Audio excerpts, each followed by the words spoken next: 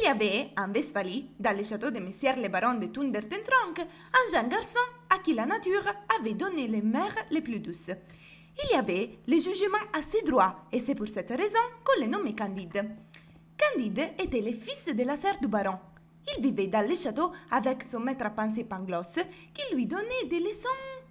Des leçons de quoi? De métaphysico-théologo-cosmolonigologie. Il était tombé amoureux de sa cousine, Mademoiselle Cunégonde. Un jour, Pangloss, qui s'est promené dans les jardins, décidait de donner des leçons de physique expérimentale à la servante Paquette. Candide, en suivant son exemple, prit le courage d'embrasser Cunégonde, mais Monsieur le baron, qui l'avait vu, décide de chasser Candide du château. Martin! Je ne veux plus te voir. Candide, chassé du château, rencontre deux soldats bulgares. Camarade, regarde, il y a un jeune homme très bien fait qui a la taille requise. Appelle-lui. Monsieur, monsieur, Vous dites à moi? Venez, oui, venez ici. viens ici. Avez-vous mangé? Oh non, j'ai beaucoup de faim. Donc, vous voulez manger avec nous? Oh, vous me faites beaucoup d'honneur, mais je n'ai pas assez d'argent pour payer mon Il n'y a école. pas de problème, parce que les personnes de votre mérite et de votre figure ne paient jamais rien. Ok? Oh, Donc, merci. on s'assoit, on mange. Ah, ok. Vous devez savoir que les gens sont faits pour servir les uns les autres. Donc, pas seulement on vous paiera à dîner, mais on vous offrira aussi un peu d'argent. Ah, en effet, c'est ce que mon maître Pangloss m'a toujours dit. Et je vois bien que tout est pour le mieux. Mais n'aimez-vous pas tendrement? Oui, j'aime tendrement Mademoiselle Cunégonde. Non. N'aimez-vous pas tendrement les rois des Bulgares? Point du tout, je ne les connais pas, je ne les ai jamais vus. Comment? C'est les rois les plus charmants. On doit boire à sa santé. Ah oui, très volontiers. À sa santé. Ok, c'est assez. Voilà, le défenseur, l'appui, les héros des Bulgares. Ta gloire est faite et ta fortune est acquise. Candide, après s'être enfui des Bulgares, rencontre un pauvre homme qui demande l'aumône. Venez, mon cher ami, c'est pour vous. Merci. Vous avez l'image de mon maître Pangloss. Hélas, Candide, vous ne reconnaissez pas Vous êtes votre Pangloss? maître. Mais Oui. comment vous vous trouvez dans cet état horrible que je vous vois? Et qu'est-ce qui s'est passé de le chef d'œuvre de la nature, Mademoiselle Cunégonde, et de Madame la baronne, et de son mari le baron, et des plus beaux châteaux du monde, de Turquie étaient tranquilles? Qu'est-ce qui s'est passé? Candide, Cunégonde, elle est morte. Ah. Viens ici. Alors, Et comment elle est morte? Cunégonde a été éventrée et violée par les Bulgares. Et donc elle est morte. Monsieur le baron a essayé de la sauver, mais il a été tué aussi. Ils lui ont cassé la tête. Madame la baronne, elle a été coupée en morceaux. Un morceau. Combien de morceaux? Elle est très très grosse. Ah oui, en effet, ils ont employé beaucoup de temps pour... Et enfin, le château a été détruit totalement. Il ne reste aucune pierre. Pas du tout, rien. Après être Quelle arrivés à histoire. Lisbonne, Ah, ils sont condamnés à l'autodafé comme boucle émissaire à cause du grand tremblement. Candide est sauvé par une vieille. C'est ici les meilleurs du monde possible. Quels sont les autres? Mon fils, prenez courage, suivez-moi.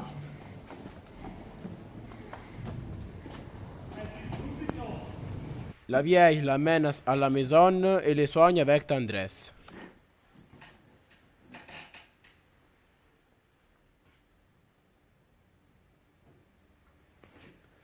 Qui a tout? Qui vous a inspiré tant de bonté?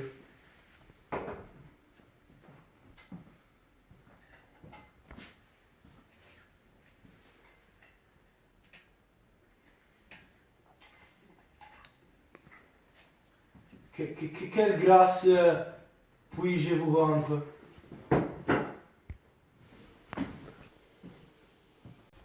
Après quelques jours,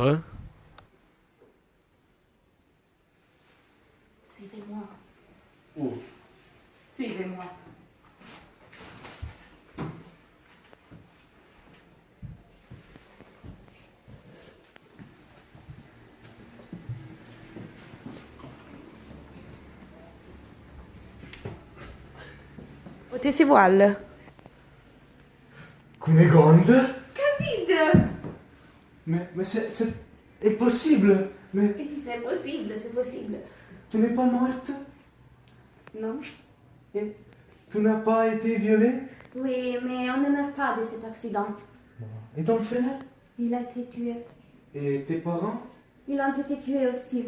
Mais pourquoi tu te trouves en Portugal? Je t'expliquerai tout plus tard. Mais maintenant, tu dois m'expliquer ton histoire. Ton histoire. Oui. Alors, j'étais dans mon lit et j'ai dormi profondément quand sont arrivés les Bulgares dans mon château, dans le château de Tundertentron. Dans le château. Ils ont égorgé mon père, mon frère, et ils ont coupé en morceaux ma mère. Un morceau. Oui. Beaucoup de morceaux.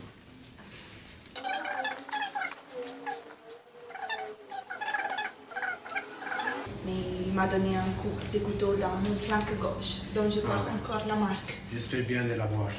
Tu la verras. Après un peu de temps, est arrivé dans la chambre où s'était passé tout ça, un capitaine bulgare. En me voyant toute sanglante, il s'est mis en colère avec les soldats et il l'a tué devant mes yeux, sur mon corps. Il m'a amené avec lui et je suis restée avec lui pour 3 mois. Quand dégoûté de moi, il a décidé de me vendre. Il m'a vendu à un juif qui s'appelait Don Issachar. Un jour, il m'a amené à la messe. Et à la messe, s'est aperçu de moi les grands inquisiteurs. Le grand inquisiteur. Les grands inquisiteurs voulaient m'avoir. Il a cherché de m'acheter. Mais Don Issachar ne voulait pas. Voilà pourquoi ils l'ont trouvé un accord les lundis, les mercredis et les jours du sabbat. J'ai serré mon corps et moi. Il était pour les juifs. Tandis que tous les autres jours, mon corps et moi étaient pour les grands inquisiteurs. Un jour, les grands inquisiteurs, pour mettre peur aux juifs et à cause du tremblement de Lisbonne, tout ce tremblement de Lisbonne, il a décidé de faire un autodafé. Il m'a invité. Et tu peux imaginer ma surprise quand je suis arrivée à l'autodafé et j'ai reconnu d'abord Pangloss. Mais la surprise, la chose qui plus m'a fait mal, c'était quand j'ai vu toi. Moi? Oui. Alors, j'ai demandé à ma veille, de venir te chercher. Et il t'a amené ici. Après ça, Candide de Cunégonde demande à la vieille de raconter son histoire. Raconte-moi ton histoire. Je n'ai pas toujours été une servante. J'étais la fille du pape Urbain X et j'étais la princesse de Palestrine. J'étais grandie dans un grand palais. J'étais très belle, très intelligente. Mais mon mari a été empoisonné par sa belle maîtresse. Oui. Après, je suis partie pour Rome avec ma mère. Mais pendant le voyage, un corsaire a attaqué notre bateau et nous sommes finis comme des esclaves. Nous sommes partis pour... Moi, j'ai été attaquée par la peste. Après, les Russes nous avons emprisonnés avec les autres Turcs, les janissaires. Et nous souffrions la famine. Et les janissaires ont décidé que pour se nourrir, ils devaient nous couper à nos femmes les fesses. C'est pour cette raison que je me retrouvais seulement une fesse.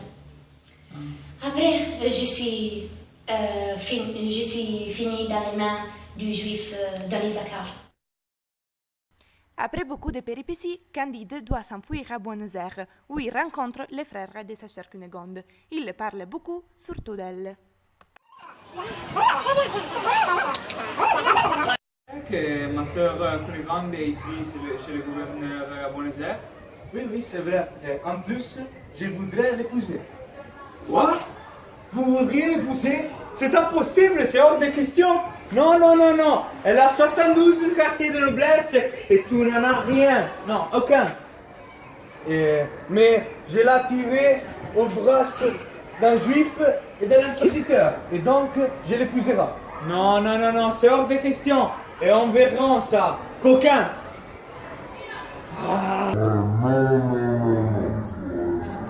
Candide, après avoir été à Eldorado, rencontre un nègre esclave. Qui fais-tu là, mon ami, dans l'état horrible où je te vois? J'attends mon maître. Et qui t'a traité ainsi? C'est ce prix que vous mangez du sucre en Europe. Ma mère me vendit. Je ne sais pas si j'ai fait l'effort continu, mais ils n'ont pas fait la mienne. Les félicités hollandaises qui m'ont converti me disent tous les dimanches que nous sommes tout enfants d'âme blanc et noir, qu'on ne peut pas pousser avec ses parents d'une manière plus horrible. Oh, Pangloss, je dois renoncer à ton optimisme. Candide voyage beaucoup dans le monde, toujours à la recherche de Cunégonde.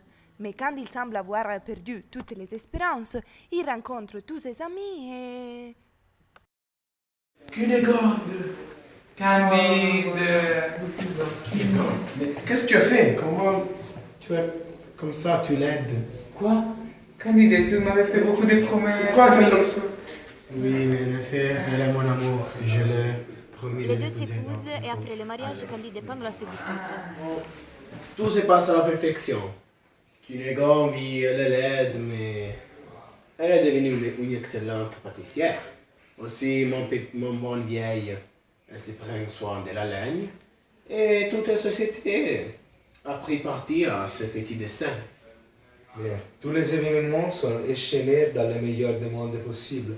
Si vous n'aviez pas été chassé de mon château de Turquententranque, si vous n'aviez pas été mis à l'Inquisition, si vous n'aviez pas couru l'Amérique à pied, si vous n'aviez pas donné un coup d'épée au baron, à ce moment-là, vous ne serez pas ici. Oui, tout cela est bien, mais tu dois te souvenir qu'il faut cultiver notre jardin.